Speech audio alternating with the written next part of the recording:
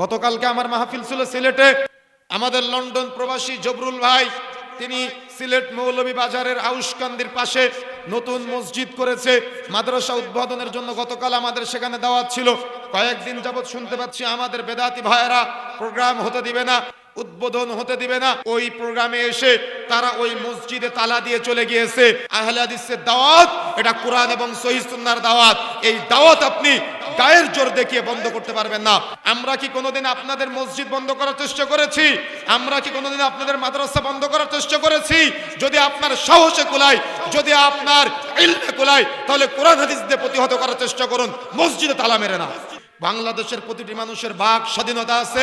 এই বাক স্বাধীনতা হরণ করার অধিকার কারোর নাই। প্রত্যেকের দাওয়াত দিতে পারে। গোটা বাংলাদেশে বেদাতি ভাইয়েরা আহলে হাদিসদের মসজিদ আর মাদ্রাসা ভাঙচুর করে তারা তাদের মাযহাবী কর্মকাণ্ড, তারা তাদের মঙ্গল কর্মকাণ্ড সমাজে প্রতিষ্ঠা করতে চায়।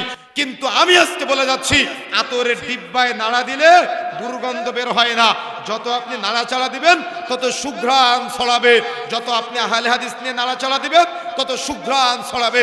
সমাজে কোরআন ও হাদিসের সহিহ হাদিসের দাওয়াত পৌঁছে যাবে। এদেশের মাটিতে ইন্ডিয়া থেকে এবং বিভিন্ন দেশ থেকে নর্তকীরা এসে গান বাজনার আয়োজন করলে কেউ বাধা দেয় না। অমুক মুফতি সাহেব এয়ারপোর্ট ঘেরাও করতে যায় না, তমুক মুফতি সাহেব বিরোধিতা করে না।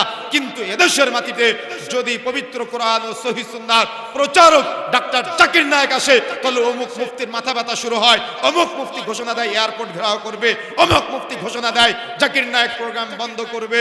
অমুক মুফতির এত ভয় কেন? জাকির নায়েক বক্তব্য দিলে আপনারা তো ভয় কেন? কেন মিলাদ কিয়াম বন্ধ হয়ে যাবে তাই?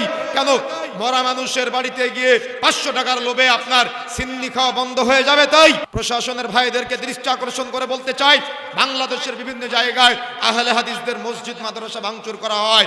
গতকাল থেকে এ পর্যন্ত সিলেটের যে মাদ্রাসা এবং মসজিদ উদ্বোধন হওয়ার কথা ছিল, এখনো পর্যন্ত তালা লাগানো আছে। কোন অধিকারে তারা আহলে হাদিস মসজিদ এবং মাদ্রাসায় তালা ঝুলায়?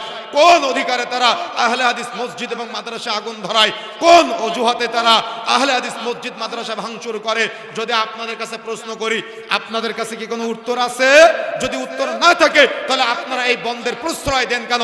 যার দিন সে প্রচার করবে, কোরআন হাদিসের রেফারেন্স দিয়ে প্রচার করবে। যদি আপনার মানতে মনে না চাই, দূরে সরে যাবেন। কিন্তু হাদিসের বিরোধিতা করলেন কেন?